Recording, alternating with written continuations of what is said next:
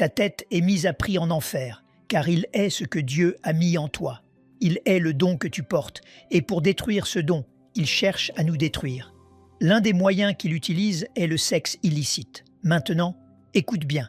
Je considère que le péché sexuel, qu'il s'agisse de la fornication ou de l'adultère, est l'un des péchés les plus égoïstes, car il recherche la satisfaction personnelle sans se soucier du nombre de personnes qu'il blesse en chemin. Selon les statistiques, 7 personnes sur 10 ont des problèmes dans leur vie sexuelle. 7. C'est alarmant. La réalité est que personne ne prévoit d'échouer dans sa vie conjugale ou sexuelle.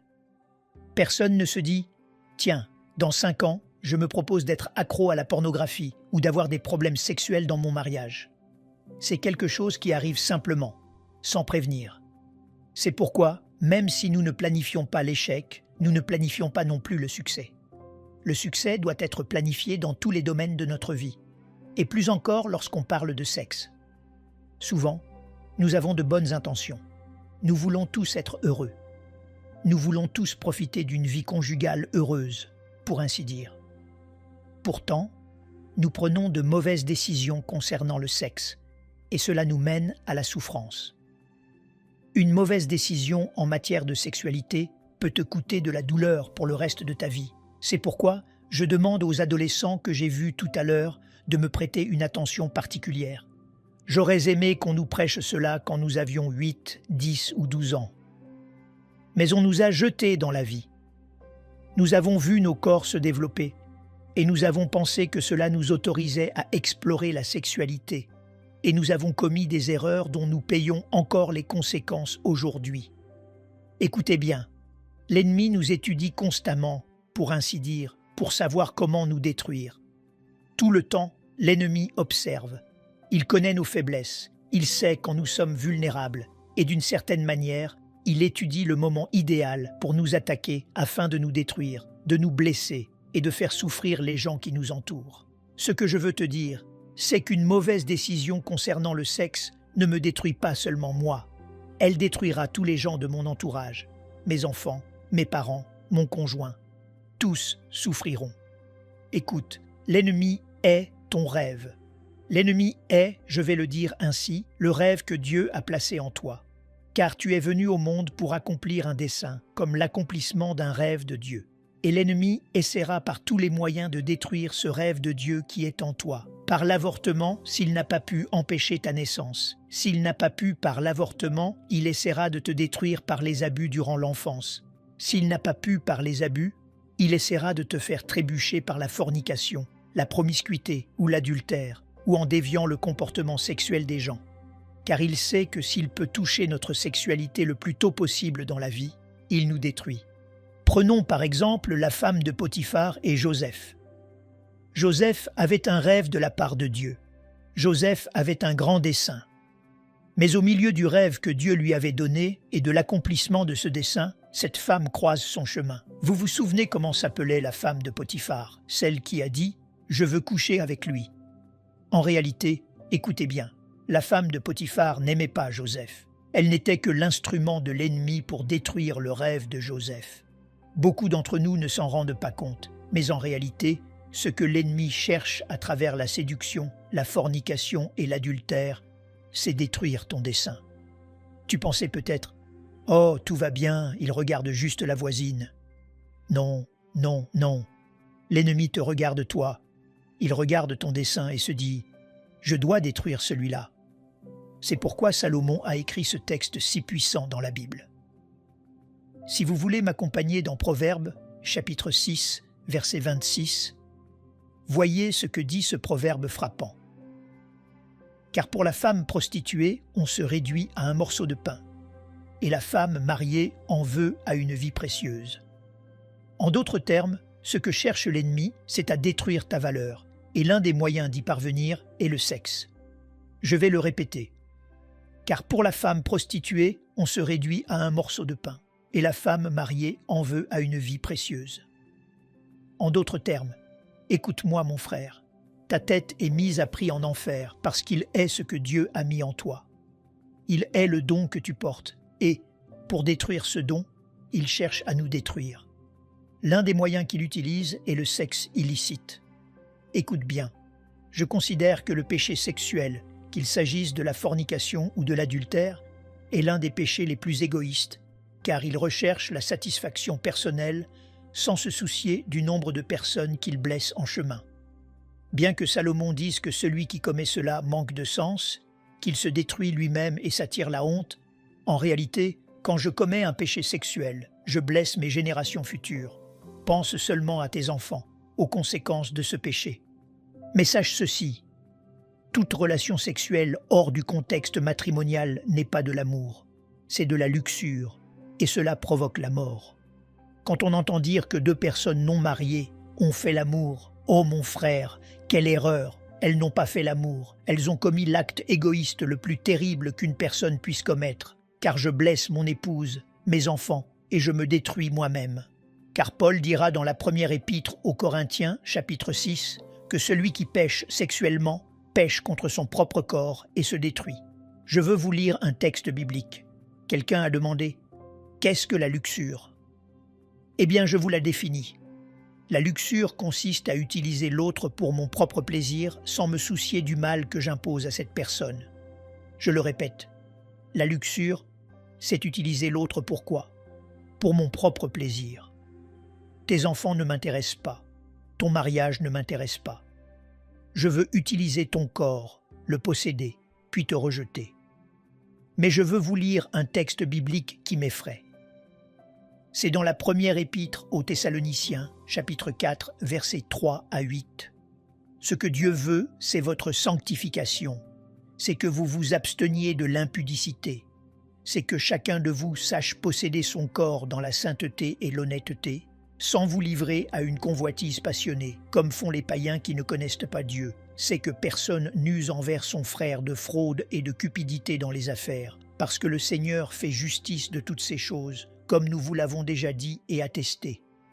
Vous voyez le mot « fraude » ? Dans ce contexte, cela signifie provoquer le désir sexuel chez une autre personne que l'on ne peut pas satisfaire dans la sainteté du mariage. En d'autres termes, il s'agit d'utiliser l'autre. Verset 7. « Car Dieu ne nous a pas appelés à l'impureté, mais à la sanctification. Celui donc qui rejette ses préceptes ne rejette pas un homme, mais Dieu. » C'est très fort, mon frère. Quand je ne tiens pas compte de cela, ce que je fais en réalité, c'est dire « Seigneur, je me moque de ta loi et de toi. » Je rejette le Seigneur. Et je ne parle pas ici seulement du péché sexuel, mais de tout type de péché.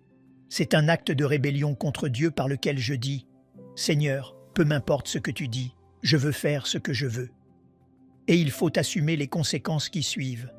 Certains d'entre vous se disent peut-être ce soir « Ah, comme c'est bien que telle sœur soit venue, ça va lui faire du bien. » Ou « Tel frère en a bien besoin. » Attention, personne n'est exempté.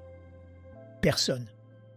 Dis à celui qui est à côté de toi « Toi non plus, tu n'y échappes pas. » Nous pouvons voir à quel point une chose est importante pour Dieu en observant à quel point l'ennemi essaie de la défigurer ou de l'imiter. Je me suis mis à faire des recherches et j'ai presque failli tomber à la renverse quand j'ai trouvé, sans chercher trop loin, 27 types de déviations sexuelles possibles. J'ai demandé à ChatGPT combien il y avait de déviations et il a commencé à en citer les unes après les autres. J'ai dit « Stop, je n'en peux plus ». C'étaient des choses tellement aberrantes, pardonnez-moi le mot, dégoûtantes et vomitives que je n'ai même pas voulu les mettre ici. J'en ai noté quelques-unes, les plus communes. L'adultère, par exemple. Car quand on parle de péché sexuel, certains disent « Ah, ça ne me concerne pas, je n'ai pas ce problème. » Attendez, regardons cela de plus près. Vous êtes prêts? Dites fort « Je suis prêt. » Vous êtes bien assis? Parfait. Adultère. Relation sexuelle entre une personne mariée et quelqu'un qui n'est pas son conjoint. Ça, c'est l'adultère. Fornication. Relation sexuelle hors mariage entre personnes non mariées. Si tu es célibataire, c'est de la fornication. Les textes bibliques sont là. Luxure. Nous en avons déjà parlé. Désir ou pensée sexuelle immorale et incontrôlable. C'est quand tu regardes une personne et que tu la convoites sexuellement. Homosexualité, relation sexuelle entre personnes du même sexe. Il y a des textes bibliques à profusion sur le sujet. Inceste, relation sexuelle entre membres d'une même famille proche. C'est interdit par l'Écriture. Bestialité, relation sexuelle avec des animaux. Prostitution, offrir son corps pour des rapports sexuels en échange d'argent ou d'autres bénéfices. Pornographie, consommation de matériel sexuel explicite qui encourage la luxure. L'impureté, bien qu'elle ne soit pas mentionnée directement sous ce nom dans certains passages, elle est liée au principe de pureté et de sainteté. Viol, forcer quelqu'un à des actes sexuels contre sa volonté. Masturbation, la Bible n'en parle pas directement, mais elle parle de la luxure, du manque de maîtrise de soi et du dérèglement. Participation à des activités sexuelles de groupe. Divorce à des fins immorales. Abandonner son mariage pour former une relation adultère. Pédophilie, tout abus sexuel envers des mineurs. Trafic et exploitation sexuelle. Fétichisme sexuel. Polygamie et concubinage. Je vais vite, parce que nous n'en finirons pas. Travestissement à des fins sexuelles, s'habiller comme le sexe opposé dans un but de séduction. Immoralité et fantasmes sexuels, pensées persistantes et incontrôlables de nature sexuelle pécheresse. Exhibitionnisme, exposer ses organes génitaux ou réaliser des actes sexuels en public. Voyeurisme, regarder la nudité d'autrui sans son consentement. Sadisme ou masochisme sexuel. C'est terrible. Bon, j'accélère. Me suivez-vous? Paraphilies extrêmes, incluant même la nécrophilie. Pratique de relations libres ou de l'échangisme. Fétichisme spécifique. Cybersexe, très à la mode aujourd'hui chez les adolescents. Zoophilie. Je veux sortir de là rapidement. Seigneur, je vois à quel point l'ennemi est intéressé par la destruction de ce domaine parce que je vois à quel point c'est précieux pour Dieu. Nous en sommes là. Je peux continuer un peu? Bien. Parlons rapidement des conséquences du péché sexuel. En premier lieu, le péché sexuel me détruit moi-même et ma famille. Dans mon bureau de conseil pastoral, je ne sais pas combien de personnes j'ai rencontrées, brisées par la douleur, disant « J'ai été trahi, j'ai été trahi ». Et cette blessure fait mal. Certains psychologues disent que la mort d'un conjoint est moins douloureuse que sa trahison. Non seulement je me détruis moi-même, mais je détruis ma famille. Deuxièmement, cela produit des liens sexuels chez les enfants si ce n'est pas confessé et abandonné. Je vous donne un exemple. Le roi David. Vous savez qu'il a commis ce péché atroce avec cette femme, Bathsheba. Quelle en fut la conséquence? Des années plus tard ou des mois, nous ne savons pas, Amnon, son fils, abuse de sa sœur, il la viole. Absalom tue Amnon pour avoir abusé de sa sœur. Plus tard, Absalom, le fils de David, couche à la vue de tout le peuple avec les femmes de son père. Enfin, Absalom tente de détrôner son père. David doit fuir pour sa vie et Absalom meurt au combat. Finalement, vous savez que l'enfant de David et Bathsheba meurent à la naissance. 4 fils sont morts à cause de son péché. Lorsqu'il fut confronté par Nathan, le prophète lui dit « Parce que tu as fait cela, l'épée ne s'éloignera jamais de ta maison. » Et ce fut ainsi. 4 fils moururent. David lui-même avait dit que celui qui avait fait une telle chose devait payer le quadruple. 4 fils sont morts. Donc, quand je commets un péché sexuel, tu ne peux pas me dire « c'est ma vie, je fais ce que je veux ». Non, ce n'est pas seulement ta vie. Tout ce que tu fais affecte ceux qui t'entourent. Les péchés sexuels personnels n'existent pas. Chaque fois que je pêche sexuellement, j'affecte mon entourage. Maintenant, la réalité est que la culpabilité de mon péché ne retombe pas sur mes enfants, mais l'iniquité, oui. Et qu'est-ce que l'iniquité? C'est la racine du péché qui germe ensuite et donne naissance au péché dans les générations suivantes si on ne s'en repent pas et qu'on ne l'abandonne pas. Heureusement que tu es venu ce soir, car nous allons nous repentir, renoncer et couper avec cette iniquité d'adultère et de fornication. Troisièmement, le péché sexuel produit des liens de l'âme. Chaque fois que tu te donnes à une personne, tu restes lié émotionnellement à elle.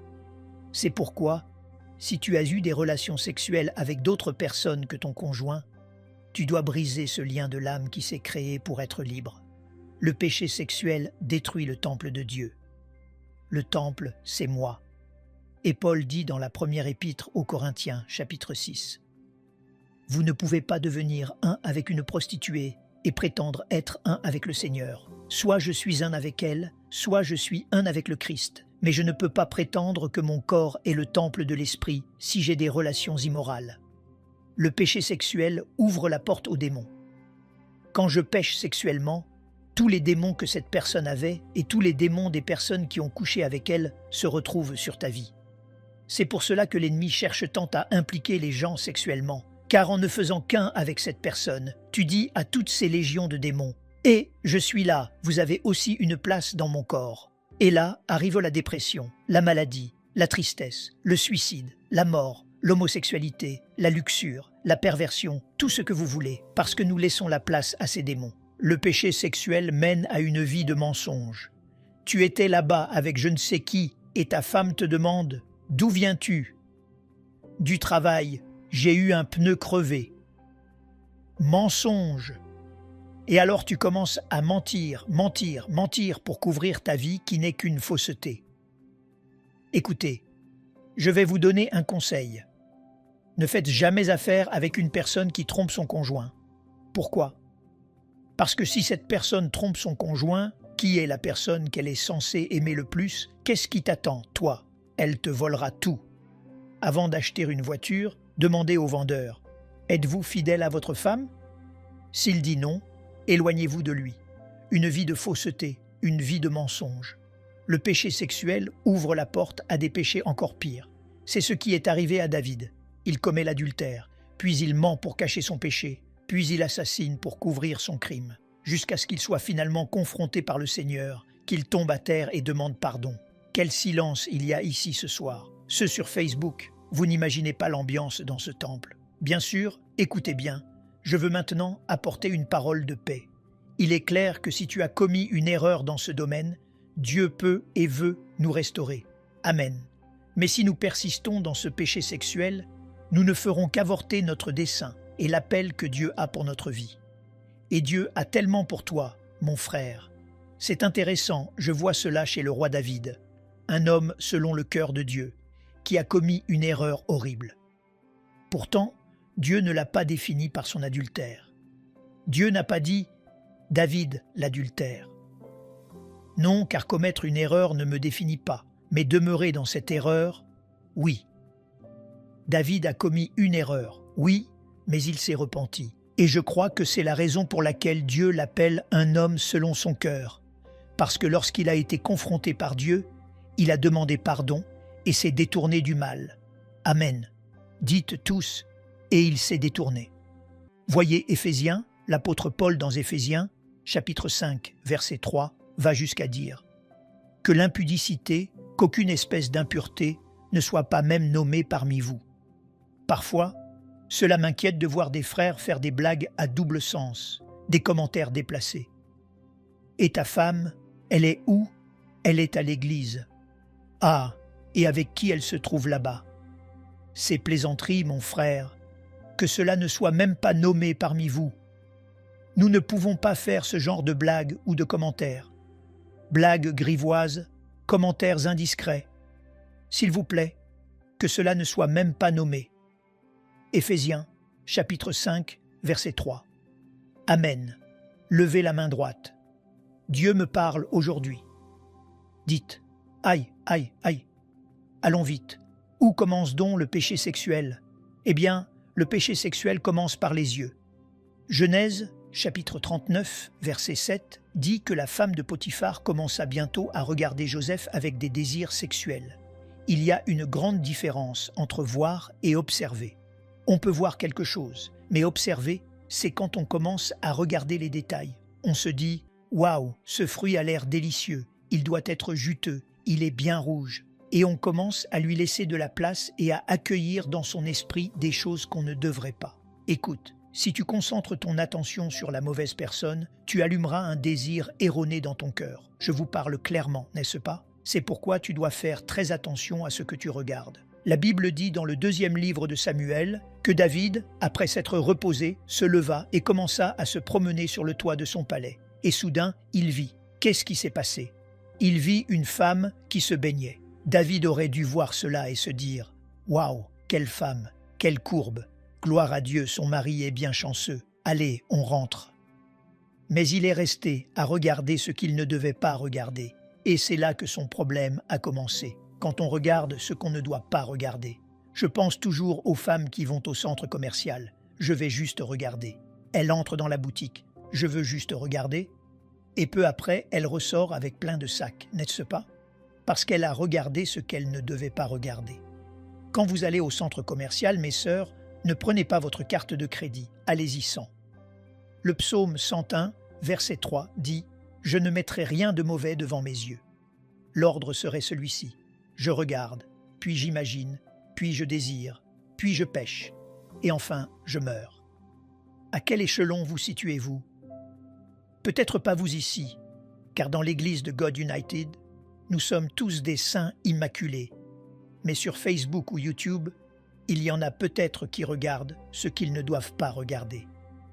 Jacques, chapitre 1 dit « Mais chacun est tenté quand il est attiré et amorcé par sa propre convoitise.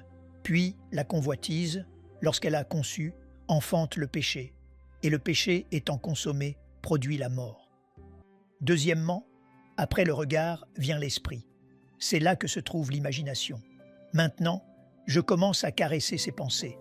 Le problème est quand cette image passe de mes yeux à mon esprit, puis descend dans mon cœur. Car si je caresse cette pensée dans mon esprit, elle engendre un désir. Et maintenant, ce n'est plus seulement moi, ce sont mes émotions. J'ai trouvé l'amour de ma vie. On arrive avec ces arguments ridicules. Maintenant, je suis heureux. 3 mois plus tard, on pleure. Jésus a dit que si quelqu'un regarde une femme pour la convoiter, il a déjà commis l'adultère avec elle dans son cœur. Nous parlons donc ici de plusieurs types d'adultère. L'adultère des yeux, l'adultère du cœur, l'adultère du corps.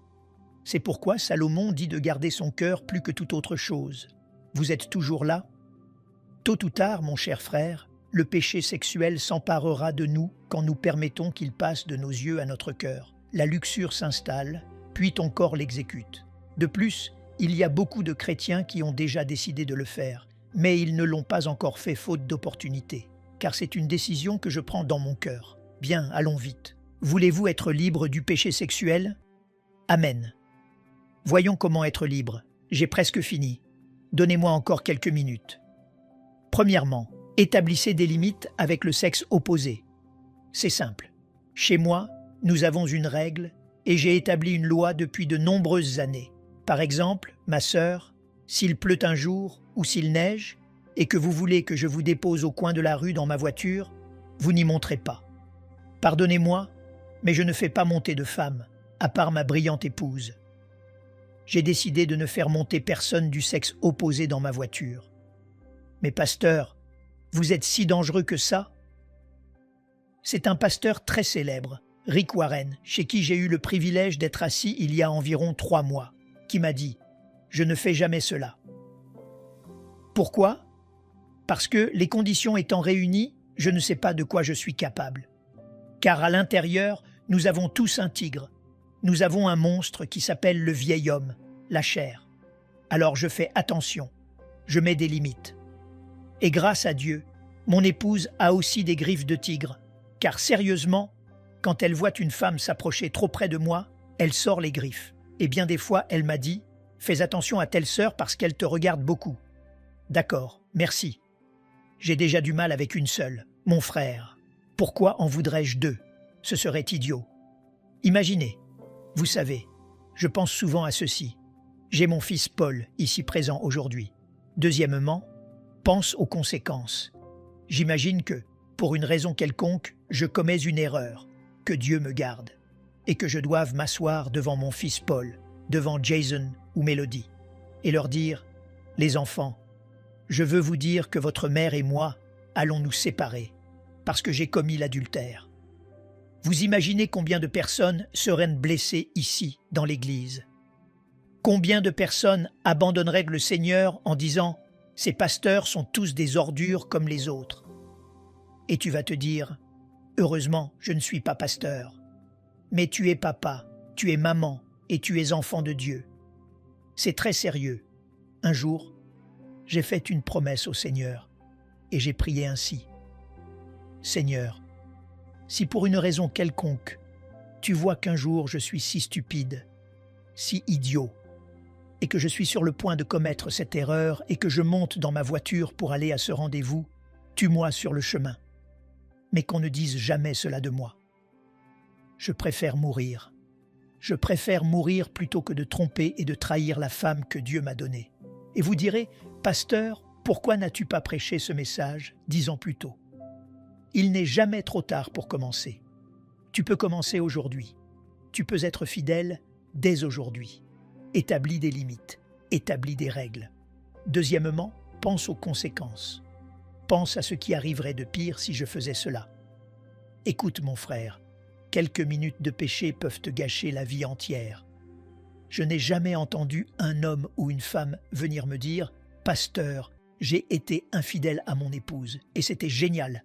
Je me suis éclaté pendant 15 minutes. Pasteur, c'était énorme. Bon, j'ai perdu ma femme, mes enfants sont partis, j'ai fait faillite financièrement, on a dû vendre la maison.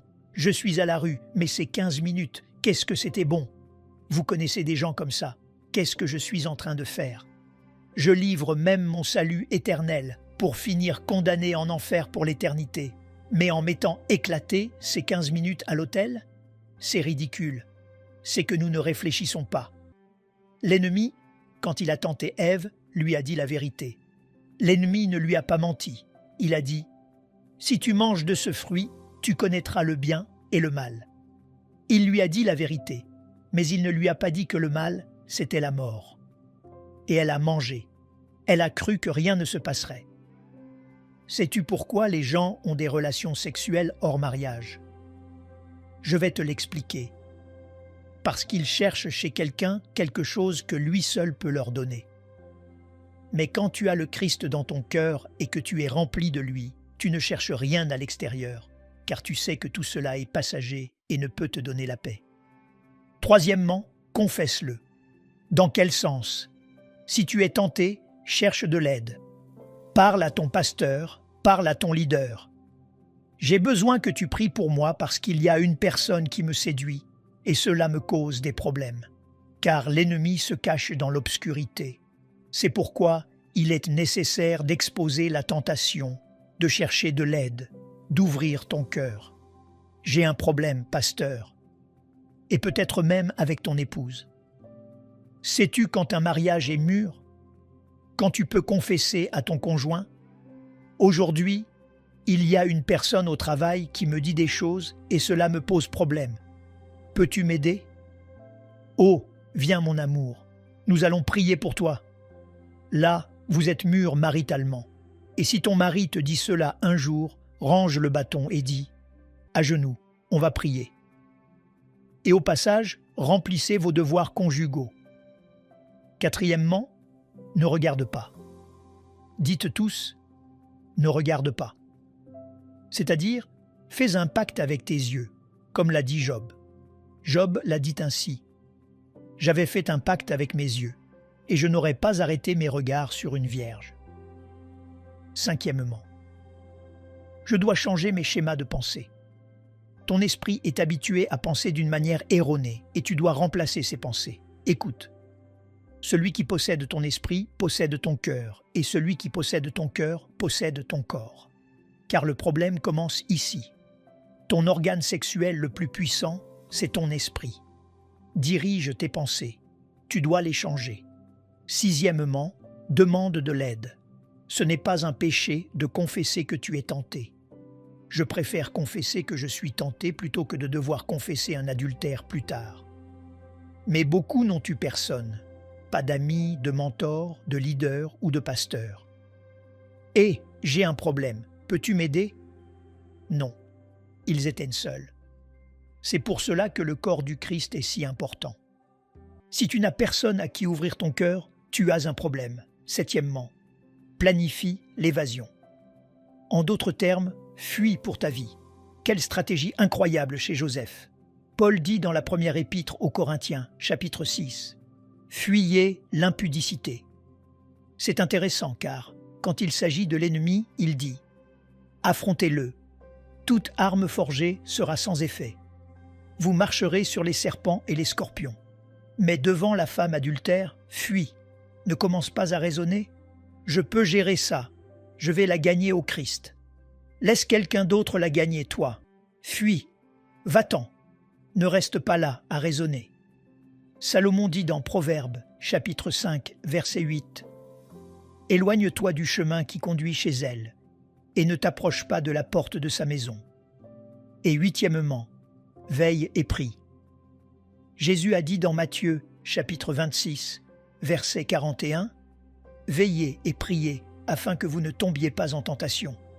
L'esprit est bien disposé, mais la chair est faible. » Paul a dit « Que celui qui croit être debout prenne garde de tomber. » En d'autres termes, ne dis jamais « ça ne m'arrivera jamais ». C'est l'orgueil qui vient ensuite, et ton orgueil te mènera à la chute. Reste dans une prière vigilante. Seigneur, j'ai besoin que tu me gardes. Protège-moi. Demande à ton épouse et à tes leaders de prier pour toi. Je termine avec Matthieu, chapitre 13, verset 25. Quelle parole puissante! Cette parabole de l'ivraie dit « Mais, pendant que les gens dormaient, son ennemi vint, sema de l'ivraie parmi le blé, et s'en alla. » Quand a-t-il semé l'ivraie? Pendant qu'il dormait. Dans les moments d'inattention, dans les moments de faiblesse, quand on ne s'en rend pas compte, dans les moments de baisse émotionnelle, de crise conjugale, quand tu es au pain et à l'eau dans ton mariage depuis 3 mois, qu'il n'y a plus aucun plaisir, à bon entendeur, salut. Et l'ennemi te dit, regarde, pourquoi souffrir? J'ai la solution à ton problème. Et tu mords à l'hameçon, et après tu te rends compte que cela t'a gâché la vie, cela t'a détruit. Dans les moments de faiblesse émotionnelle. Le problème est que cette semence portera du fruit, et c'est un fruit de mort. Nous sommes tous là? Bien. Que vous ensemble? Voulez-vous renoncer au péché sexuel, en votre nom et en celui de vos enfants?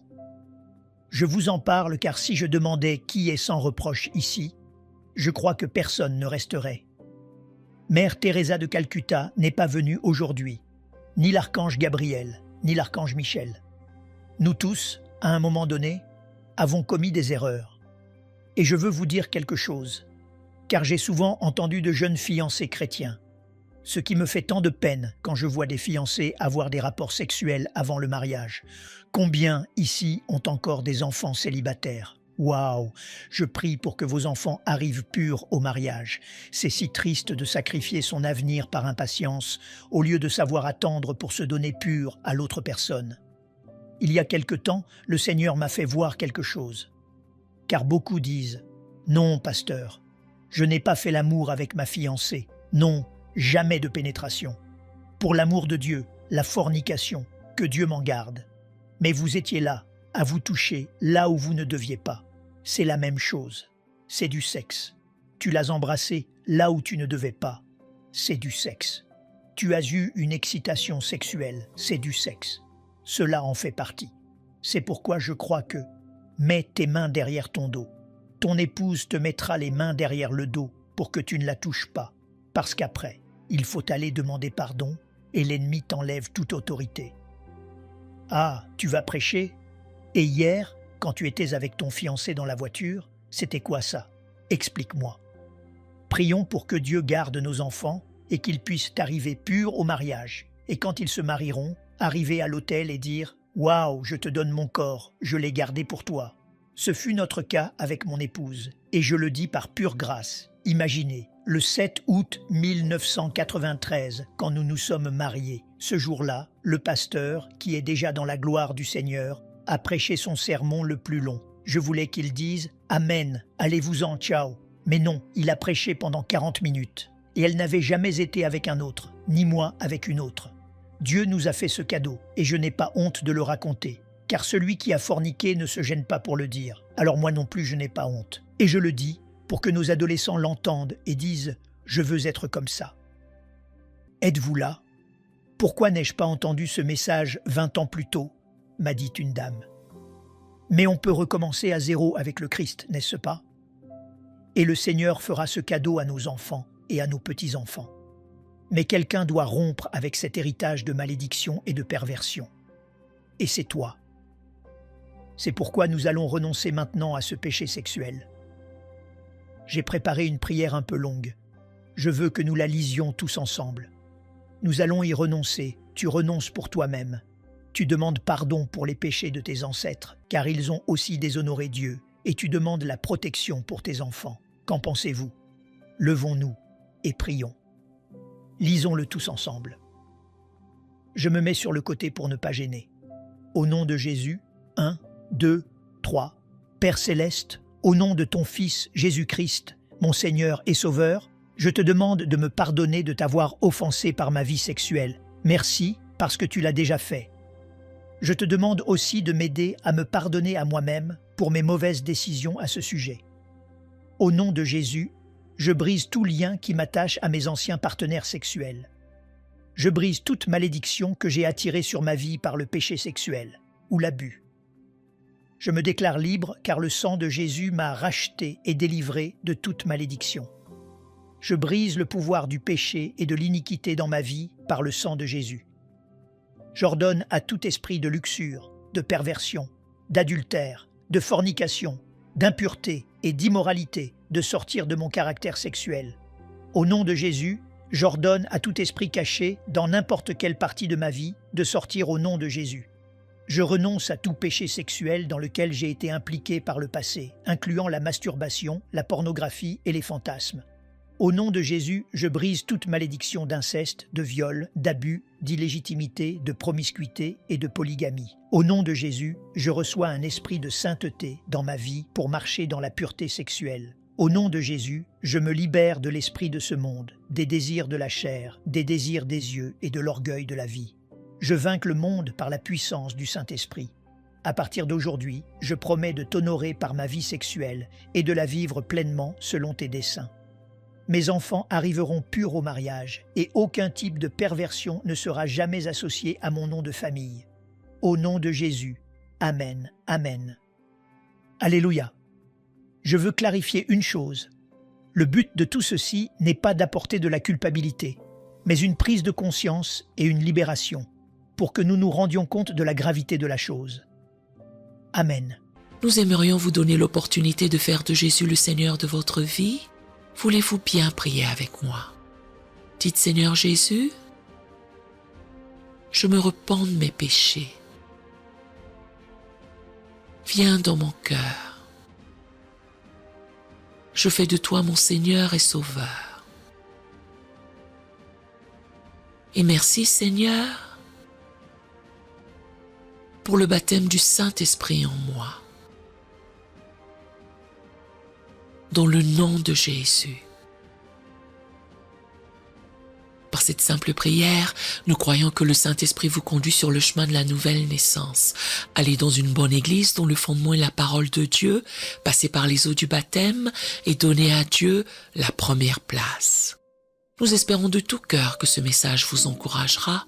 Si vous connaissez quelqu'un qui puisse être encouragé, s'il vous plaît, envoyez-le lui pour nous aider à atteindre plus de gens et à propager l'Évangile. Édifions le corps de Christ ensemble. Appuyez sur la cloche des notifications et merci infiniment de nous soutenir en vous abonnant à notre chaîne. N'hésitez pas à laisser vos requêtes de prière dans la section des commentaires. Sachez que même si vous ne voyez pas de réponse à votre requête, que ce soit sur YouTube, email, Facebook ou sur Messenger, nous avons prié pour vous. Nous invitons humblement le corps de Christ à soutenir chaque requête en écrivant une prière dans la section commentaires. Tenez-vous ferme dans la foi avec nous pendant que nous prions.